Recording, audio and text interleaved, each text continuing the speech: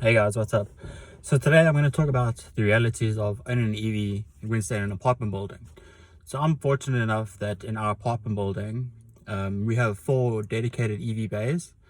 There's 45 units in our building.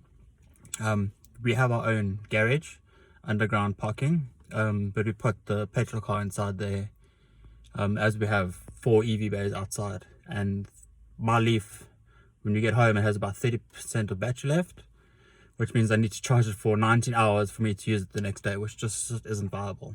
I mean, I only get 13 hours when I get home after work. So one of the things now in winter is I have to charge it every day, just to be safe. So we have 4 EV bays, but what we've noticed now is where we stay, we have a shortage of parking. There's probably 10 to 20 extra vehicles that need to park somewhere here on the property. And what they've started doing is parking in the EV bays.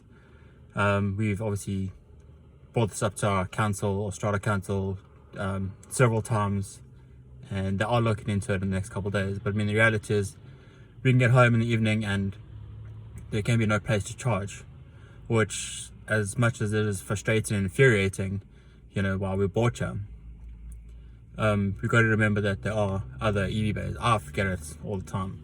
I mean, we're fortunate enough that about 100, 200 meters down the road here, there's a community center where they have charging. Although it's not free where I stay, I think it's $1 or $2 an hour, and I only need realistically 3 to 4 hours of charge out of that charger.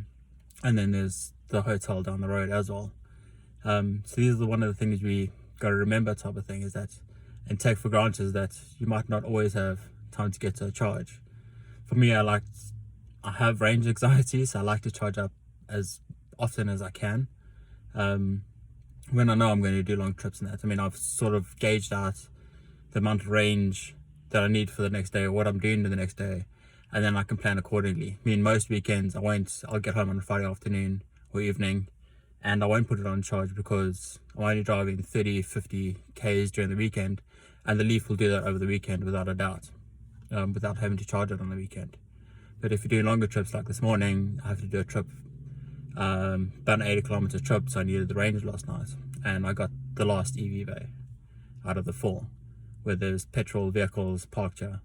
And it just so happens that these big monster trucks park there. But what happens? So yeah, that was just my video for today. Ciao.